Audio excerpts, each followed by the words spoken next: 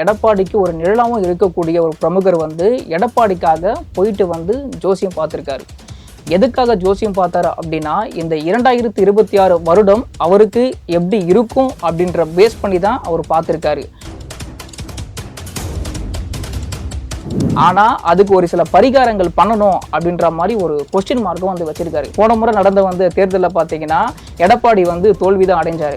ஒரு ஜனநாயகன் படத்துல கிட்டத்தட்ட பல வெட்டுக்கள் இருக்காமே. செங்கோட்டையனோட சென்டிமெண்ட் மூவுக்கு அதிமுக செக் வைக்க வந்து ஒரு பக்கம் பிளான் பண்ணிட்டு இருந்தா, தாவேகா தரப்புல இருந்தே செங்கோட்டையன் அவர்களுக்கு செக் வைக்க சில பிளான் வந்து போயிட்டு இருக்காமே, அது உண்மையா? துப்புரவு பணியாளர்கள், செவிலியர்கள் அவங்களோட போராட்டம் அப்படின்றது நாளுக்கு நாள் தீவிரம் அடைஞ்சுக்கிட்டே இருக்கு. அதனோட நிலவரம் என்னவா இருக்கு? இப்போ குறிப்பாக பார்த்தீங்கன்னா இந்த ஆட்சி முடிகிற போகிற பட்சத்தில் வந்து நிறைய போராட்டங்கள் வந்து அரசுக்கு எதிராகவே நடைபெற்று வருதுன்னே வந்து சொல்லலாம். நாங்கள் 2004 தான் போராட்டிருக்கோம். நாங்கள் போராட்டத்துக்கு வந்து காரணங்கள் இருக்குது. நீங்கள் சொன்ன வாக்குறுதிகளெல்லாம் இன்னைக்கு வரைக்கும் வந்து நிறைவேற்றவில்லை. அதனால தான் நாங்கள் வந்து இறங்கி வந்து போராடுறோம் அப்படின்ற ஒரு குற்றச்சாட்டை வந்து வச்சுருக்காங்க. ஸ்ரீனிவாசா டூர் நடத்தும் ஆன்மீக சுற்றுலா. தொடர்புக்கு 9384854560. Experience comfort, elegance, and a homely feel in our premium rooms. Perfect for spiritual trips, family stays, or business travel. Kumudam reporter நேயர்களுக்கு வணக்கம். நான் திவ்யா ஸ்ரீனிவாசன். இந்த வீடியோவில் நம்ம இப்போ வந்து இருக்கக்கூடிய தமிழ்நாட்டு அரசியல் களத்தில் இருக்கக்கூடிய சந்தேகங்கள், நிகழ்வுகளை பற்றி விஸ்வா அவர்கள்கிட்ட கேட்டு தெரிஞ்சுக்க போகிறோம். வாங்க நிகழ்ச்சிக்குள்ள போகலாம். வணக்கம் விஸ்வா. வணக்கம், சொல்லுங்க. தமிழ்நாட்டோட மிக முக்கியமான அரசியல் புள்ளி இப்பவும் வந்து ஜோசியம், ஜாதகத்தெல்லாம் நம்பிக்கிட்டு இருக்காராமே. அவர் யார்? அவர் இன்னும் அந்த ஜாதகத்தில் நம்பக்கூடிய விஷயங்கள்லாம் என்ன இருக்கு? இப்போ பொதுவாக பார்த்தீங்கன்னா தமிழகத்தை பொறுத்த வரைக்கும் நிறைய கோவில்ஸ் வந்து அதிகமாக இருக்குது. அது மட்டும் இல்லாமல் இந்த கோவில்ஸை தாண்டி ஒரு சில விஷயம்லாம் இருக்குது. அதில் முக்கியமான விஷயம் அப்படின்னு பார்த்தீங்கன்னா இந்த ஜோசியம், ஜாதகம் அப்படின்னு சொல்லுவாங்க. அது ஃப்யூச்சரை பற்றியும் ப்ரெடிக்ட் பண்ணலாம், இல்லை பாஸ்ட்டை பற்றியும் ப்ரெடிக்ட் பண்ணலாம் அப்படின்னு 2 விஷயம் இருக்குது. அது மட்டும் இல்லாமல் இன்னைக்கு இருக்கக்கூடிய ஒரு காலகட்டத்தில் இந்த சேலம் பகுதியில் இருக்கக்கூடிய அதிமுகவோட ஒரு முக்கிய புள்ளியாகவும் கருதப்படக்கூடிய எடப்பாடிக்கு ஒரு நிழலாகவும் இருக்கக்கூடிய ஒரு பிரமுகர் வந்து எடப்பாடிக்காக போயிட்டு வந்து ஜோசியம் பார்த்துருக்காரு. எதுக்காக ஜோசியம் பார்த்தாரு அப்படின்னா, இந்த 2026 வருடம் அவருக்கு எப்படி இருக்கும் அப்படின்ற பேஸ் பண்ணி தான் அவர் பார்த்துருக்காரு. அவர் போயிட்டு ஜோசியம் பார்த்த விஷயத்துல என்ன சொல்லியிருக்காங்க பார்த்தீங்கன்னா, இந்த 2026 எடப்பாடி அவர்கள் வந்து அரியணை ஏறுவாரா அப்படின்ற மாதிரி கொஸ்டின் வந்து கேட்டிருக்காரு. அதுக்கு அந்த ஜோசிக்கார் என்ன சொல்லியிருக்காருன்னா, 2026 எடப்பாடி வந்து கண்டிப்பா வந்து அரியணை ஏறுவாரு. ஆனா அதுக்கு ஒரு சில பரிகாரங்கள் பண்ணணும் அப்படின்ற மாதிரி ஒரு கொஸ்டின் மார்க்கும் வந்து வச்சிருக்காரு. அவங்க எடப்பாடி கிட்ட வந்து என்ன சொன்னாருன்னா, இந்த மாதிரி வந்து நான் போயிட்டு ஜோசியம் பார்த்தேன். இந்த ஜோசியம் பார்த்ததுல அந்த ஜோசிக்கார் வந்து இந்த மாதிரி ஒரு சில விஷயங்கள் எல்லாம் சொல்லியிருக்காரு அப்படின்ற மாதிரி எடப்பாடி கிட்ட வந்து ரொம்ப குஷியாய் வந்து சொல்லியிருக்காரு. இதை கேட்ட வந்து எடப்பாடி கீழே இருக்கவும் சரி, ஏடிஎம்கே கீழே இருக்கிற வந்து அதிமுக தொண்டர்களும் சரி, இதை கேட்டு வந்து அதிருப்தி தான் ஆனாங்க. ஏன்னா இந்த நிழல் வந்து ஏற்கனவே அந்த ஜோசிக்கார் சொல்லிதான் வந்து எடப்பாடி கிட்ட வந்து சொன்னாங்க பரிகாரம்லாம் பண்ண சொல்லி. ஆனா கடைசியில போன முறை நடந்த தேர்தலில் பார்த்தீங்கன்னா எடப்பாடி வந்து தோல்விதான் அடைஞ்சாரு. இப்போ ஏற்கனவே வந்து சொன்ன அதே ஜோசியரும் இந்த நிழலா கருதப்படுகிற இந்த பர்சனும் பாத்தீங்கன்னா ஒண்ணு சேர்ந்து மறுபடியும் வந்து இதே தான் பண்றாங்க. எங்களுக்கு நம்பிக்கையே கிடையாது, இது வேஸ்ட் ஆஃப் டைம் அப்படின்ற மாதிரி வந்து சொல்லி வந்து முடிச்சிட்டாங்க. ஒரு பக்கம் வந்து எடப்பாடி அவர்கள் வந்து ஜாதகம் பார்த்திருக்காரு அப்படிலாம் சொல்லும் போது, இன்னொரு பக்கம் அதிமுகவோட இன்னொரு முக்கியமான புள்ளியும் வந்து ஜோதிடம்லாம் பார்த்துட்டு இருக்காராமே. அவர் யார்? அந்த விஷயம் உங்களுக்கு தெரிஞ்சிச்சா? ஆனா கண்டிப்பா பாத்தீங்கன்னா அரசியல் கட்சி தலைவர்கள் கிட்ட வந்து ரொம்பவே இப்போ வந்து அதிகமாக வந்து பார்க்கப்படுதுன்னு வந்து சொல்லலாம். அந்த ஒரு வழியில பார்த்தீங்கன்னா மதுரையை சேர்ந்த வந்து ஒரு முக்கிய புள்ளி பார்த்தீங்கன்னா ஏடிஎம்கேல போயிட்டு ஃபர்ஸ்ட் சீட் கேட்டிருக்காங்க. ஆனால் அவங்க சீட்டு வந்து தர மறுத்திருக்காங்க. இவர் என்ன பண்ணியிருக்காருன்னா, அடுத்தபடியா அங்கு இருக்கக்கூடிய ஒரு பாஜக பிரமுகரை சந்திச்சு எனக்கு வந்து சீட்டு வந்து கொடுங்க, உங்க தொகுதியை நான் வந்து எடுத்துக்கிறேன் அப்படின்ற மாதிரி வந்து கேட்டிருக்காரு. இது வந்து அந்த பாஜக பிரமுகர் வந்து மறுத்திருக்காரு. அதனால வந்து இவருக்கு ஒரு தோல்வியை வந்து பேச்சுவார்த்தையில வந்து நடந்திருக்கு அப்படின்ற மாதிரி வந்து சொல்லலாம். அது மட்டும் இல்லாம பாத்தீங்கன்னா இந்த ஏடிஎம்கே பிரமுகர் வந்து கேட்ட விஷயம் வந்து தலைமை வரைக்கும் போயிட்டு, தலைமை வந்து நான் உங்களுக்கு சீட்டு தரதே வந்து பெரிய விஷயம், அதை மீறியும் நான் உங்களுக்கு சீட்டு கொடுக்குறோம், உனக்கு சீட்டு வேணுமா வேணாமான்னு கேட்டிருக்காங்க. ஆனா இந்த அதிமுக பிரமுகர் வந்து என்ன பண்ணிருக்காருன்னா, அவரோட தொகுதியில இருக்கக்கூடிய பல்வேறு நலத்திட்டங்களை வந்து இன்னைக்கு வரைக்கும் வந்து எடுத்து செய்யாம எல்லாத்தையும் வந்து கிடப்பிலேயே போட்டிருக்காரு. இதனால வந்து அவர் அங்க போயிட்டு சீட்டு கொடுத்து அங்க போயிட்டு அவர் நின்னாலும் ஜெயிக்க வாய்ப்பு கிடையாது. ஏன்னா வந்து பல்வேறு பணிகள் வந்து கிடப்புல போடப்பட்டிருப்பதால் அங்க இருக்கிற மக்கள் எல்லாமே வந்து கடும் கோவத்துல இருக்காங்க. அதை பேஸ் பண்ணி இவர் என்ன பண்றாரு, எனக்கு சீட்டு கொடுத்தாலும் எனக்கு நான் தோத்துதான் போவேன் அப்படின்ற பட்சத்துல தாவைக்கா பக்கம் வந்து சாயிறாரு.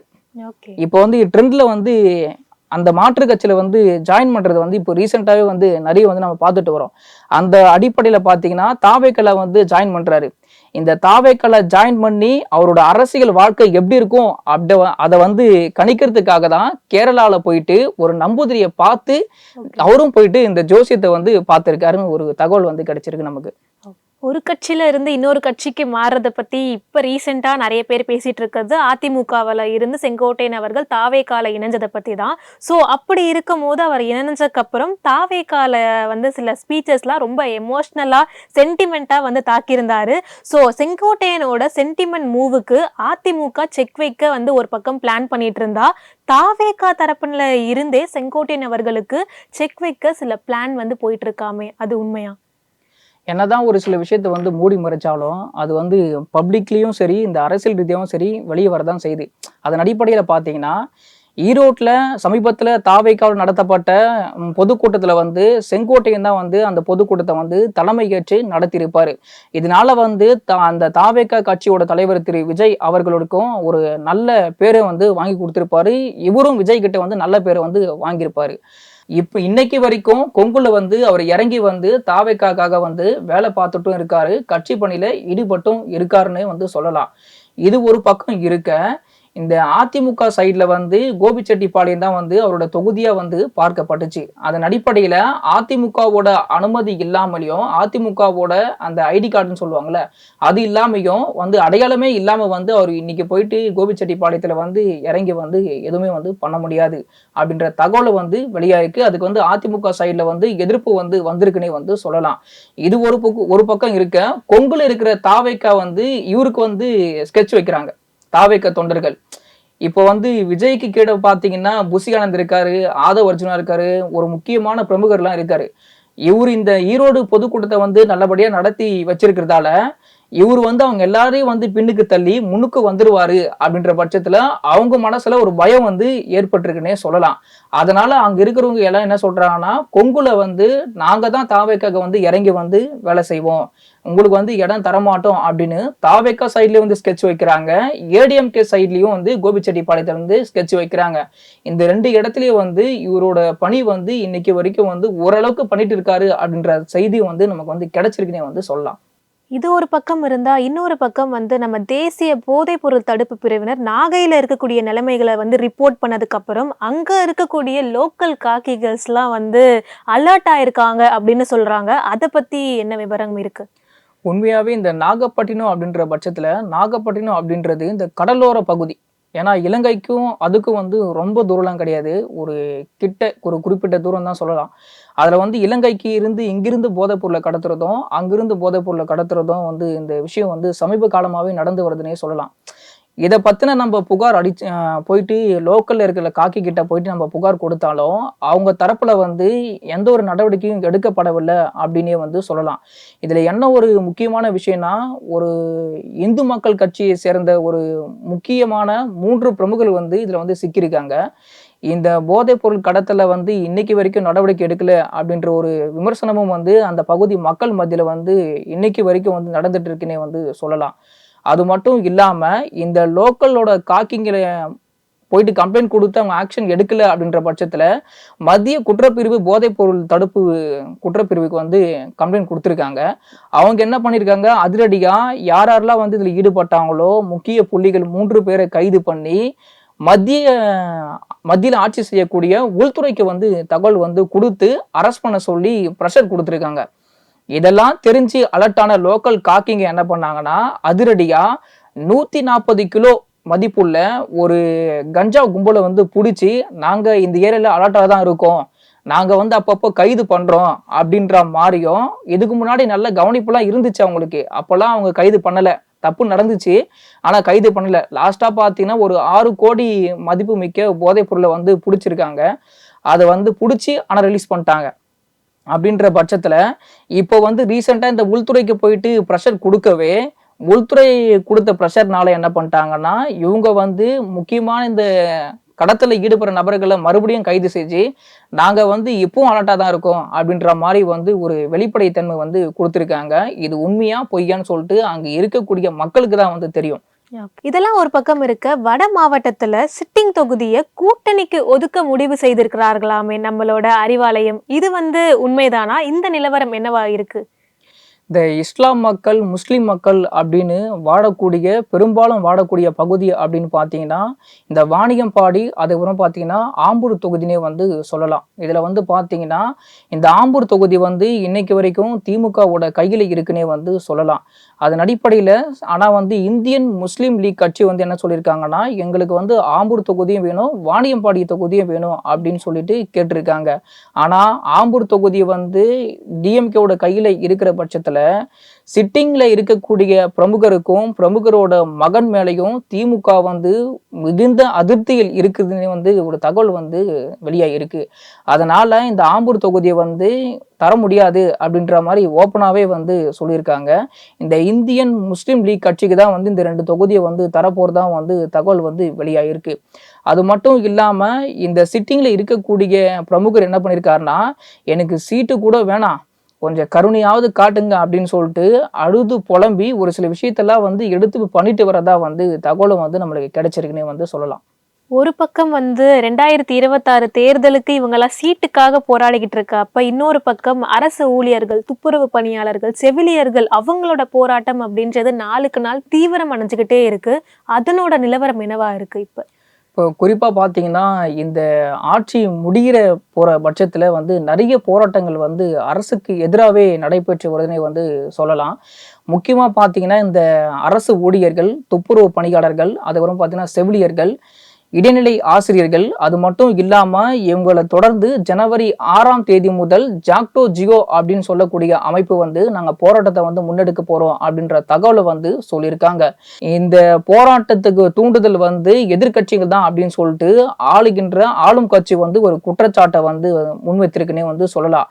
ஆனால் போராட்டக்காரர்கள் தரப்புல நாங்கள் ஒன்றும் இப்போ வந்து போராடல, நாங்கள் 2004 தான் போராட்டிருக்கோம், நாங்கள் போராட்டத்துக்கு வந்து காரணங்கள் இருக்கு, நீங்க சொன்ன வாக்குறுதிகள் இன்னைக்கு வரைக்கும் வந்து நிறைவேற்றவில்லை, அதனாலதான் நாங்க வந்து இறங்கி வந்து போராடுறோம் அப்படின்ற ஒரு குற்றச்சாட்டை வந்து வச்சிருக்காங்க. இதனால வந்து பாத்தீங்கன்னா இன்னைக்கு பல்வேறு ஆசிரியர்கள், செவிலியர்கள் அப்படின்ற பட்சத்துல அறிவாலயத்தை முற்றுகையிட்டு வந்து ஒரு 2 நாட்கள் முன்னாடியோ 3 நாட்கள் முன்னாடி வந்து பல்வேறு போராட்டங்கள் முன்னெடுத்தாங்க. காவல்துறையும் வந்து அவங்கள வந்து கைது பண்ணி வழக்குகள் வந்து பதிவு செஞ்சிருக்காங்க. இதெல்லாம் வந்து ஒரு புறம் இருக்க, இவங்களோட வாக்குறுதி வந்து நிறைவேற்றவில்லை அப்படின்றது ஆளும் கட்சியோட கடமை. அது வாக்குறுதி கொடுக்கறதோ நிறைவேற்றுறதோ, இந்த கடமைகளை வந்து அவங்க முறையா பண்ணல அப்படின்ற பட்சத்துல தான் வந்து பல்வேறு இடத்துல வந்து பல்வேறு போராட்டங்கள் வந்து நடைபெற்று வருவதே வந்து நம்ம வந்து சொல்லலாம். ஆனா இவங்க பண்ண தப்புக்கு எதுவுமே பண்ணாத எதிர்கட்சி மேல ஏன் வந்து இவங்க குற்றம் சாட்டுறாங்க அப்படின்ற மாதிரி போராட்டத்தில் ஈடுபடக்கூடிய பல்வேறு மக்கள் வந்து ஆளும் கட்சிக்கு வந்து எதிர்ப்பை வந்து தெரிவிச்சு வராங்க. இந்த மாதிரி தொடர்ந்து பல போராட்டங்கள்னால ஆளும் கட்சி மேல அதிருப்திகள் நிறைய இருக்க சமயத்துல இந்த எஸ்ஐஆர் விவகாரத்திலயுமே வந்து ஒரு புதிய குழப்பம் ஏற்பட்டிருக்கு அப்படின்னு சொல்றாங்க. அது என்ன குழப்பமா இருக்கு? தமிழகத்துல தற்போதுதான் எஸ்ஐஆர் பணிகள் வந்து முடிக்கப்பட்டு வரைவு வாக்காளர் பட்டியல் வந்து சமீபத்துல வந்து வெளியிடப்பட்டது. இதுல வந்து பாத்தீங்கன்னா பல்வேறு தரப்பினரோட பேர்கள் வந்து நீக்கப்பட்டதாகவும் வாக்குகள் வந்து நீக்கப்பட்டதாகவும் தகவல் வந்து வெளியாகி மக்கள் மத்தியில வந்து ஒரு சில சலசலப்பை வந்து ஏற்படுத்தினே வந்து சொல்லலாம். இது ஒரு புறம் இருக்க, தேர்தல் ஆணையம் தரப்புல என்ன சொன்னாங்கன்னா, நீக்கப்பட்ட பெயர்களை வந்து சேர்ப்பதற்கு படிவம் 6 பயன்படுத்துங்க அப்படின்னு வந்து தேர்தல் ஆணையம் தரப்புல வந்து தெரிவிக்கப்பட்டுச்சு. இதை வந்து என்ன பண்ணிட்டாங்கன்னா, இது ஒரு புறம் இருக்கிற பட்சத்துல இந்த பாஜகவோட மாநில செயலாளர் கராத்தே தியாகராஜன் சொல்லிட்டு ஒருத்தர் இருக்காரு. அவர் என்ன பண்ணிருக்காருன்னா, இந்த படிவம் 6 வந்து புதிய வாக்காளர்கள் மட்டும்தான் பயன்படுத்தணும், இது வந்து வேற யாரும் பயன்படுத்தக்கூடாது, பயன்படுத்த முடியாது அப்படின்னு வந்து இவரு தரப்புல வந்து போர்க்கொடி வந்து தூக்கியிருக்காருன்ற ஒரு தகவலும் வந்து நமக்கு வந்து கிடைச்சிருக்குன்னே வந்து சொல்லலாம். இந்த விவகாரம் ஒரு பக்கம் இருக்க, இன்னொரு பக்கம் விஜய் அவர்களை சந்தித்த காங்கிரஸ் பிரமுகர் கிட்ட விளக்கம் கேட்டும் அவர் மேல நடவடிக்கை எடுக்க போறதா சொல்றாங்களே, அது என்ன விஷயம்? ராகுல் கிட்ட நெருங்கிய தொடர்பில் இருக்கக்கூடிய பிரவீன் சக்கரவர்த்தி அப்படின்னு சொல்லக்கூடிய நபர் 2 வாரங்களுக்கு முன்பு தான் தாவேகா தலைவர் விஜயை சந்தித்து ஒரு பேச்சுவார்த்தை நடத்தி இருக்காரு. இதை கேட்டு அதிருப்தி அடைந்த காங்கிரஸ் தலைமை வந்து என்ன பண்ணிருக்குன்னா, கேசி வேணுகோபால தொடர்பு கொண்ட மத்திய அமைச்சர் ஒருவர் என்ன பண்ணிருக்காருன்னா, இந்த மாதிரி உங்களோட பெயரை பயன்படுத்தி தான் அவர் வந்து இப்படி ஒரு விளையாட்டை வந்து விளையாடி இருக்காரு. இந்த விளையாட்டுக்கான நடவடிக்கை என்னவோ அந்த நடவடிக்கையை வந்து நீங்க எடுங்க. அப்படி இல்லைன்னா தலைமை வந்து இதுக்கப்புறம் அவருக்கு வந்து மேலிடத்துல வந்து நடவடிக்கை எடுக்கும். இனியாவது அவர் வந்து எச்சரிக்கையா வந்து செயல்பட சொல்லுங்க அப்படின்ற ஒரு தகவலும் வந்து சொல்லியிருக்காங்க. அந்த தகவல் வந்து நமக்கும் வந்து கிடைச்சிருக்குன்னே வந்து சொல்லலாம். இந்த பஞ்சாயத்துலாம் ஒரு புறம் நடந்திருக்கக்கூடிய நிலையில தாவேகா தலைவர் விஜய் அவர்கள் என்ன பண்ணிருக்காருன்னா, ராகுலை வந்து சந்திச்சு புத்தாண்டு வாழ்த்தை தெரிவிக்கணும் அப்படின்னு சொல்லிட்டு தனக்கான நேரத்தை ஒதுக்க சொல்லி ராகுல் கிட்ட வந்து பர்மிஷன் வந்து கேட்டிருக்காரு. இதை ஏற்றுக்கொண்ட ராகுல் என்ன பண்ணிருக்காருன்னா, கண்டிப்பா நம்ம மீட் பண்ணி ஒரு நாள் வந்து பேசுவோம் அப்படின்ற தகவல் வந்து சொல்லியிருக்காரு. இதுதான் இன்னைக்கு வந்து சத்தியமூர்த்தி பானுவோட ஹாட் டாபிக்னே வந்து பல பேர் மத்தியில வந்து பேசப்பட்டு வருதுன்னு சொல்லலாம். காங்கிரஸ் மத்தியிலும் சரி, தாவேகா தரப்புலையும் சரி, என்னதான் பேசுவாங்க அப்படின்ற ஒரு எதிர்பார்ப்பை வந்து பெருமளவுல வந்து எழுப்பி இருக்குன்னே வந்து சொல்லலாம். இது ஒரு பக்கம் வந்து ஹாட் டாபிக்கா பேசிட்டு இருக்க சமயத்துல இன்னொரு பக்கம் வந்து பொங்கலுக்கு ரிலீஸ் ஆக போற ஜனநாயகன் படத்துல கிட்டத்தட்ட பல வெட்டுக்கள் இருக்காமே, அதுவும் எக்கச்சக்கமான வெட்டுக்கள் இருக்கு அப்படின்னு கேள்விப்பட்டோம். அது என்ன விவகாரமா இருக்கு? நீங்க சொன்ன மாதிரி இந்த ஜனநாயகம் படம் அப்படின்னு சொல்லிட்டு பாத்தீங்கன்னா, தாவேகா தலைவர் விஜய் அவர்களுக்கு வந்து கடைசி படனே வந்து சொல்லலாம். கிட்டத்தட்ட அவருக்கு வந்து பாத்தீங்கன்னா இன்னைக்கு 200 கோடி ரூபாய் கிட்ட வந்து அவருக்கு வந்து வருமானம் வரக்கூடிய ஒரு துறையை விட்டு இன்னைக்கு கட்சி தொடங்கி கட்சிக்காகவும் நாட்டு மக்களுக்காகவும் பணி வந்து செய்ய போறா அப்படின்ற பட்சத்துல வந்து களத்துல வந்து இறங்கியிருக்காருன்னே வந்து சொல்லலாம்.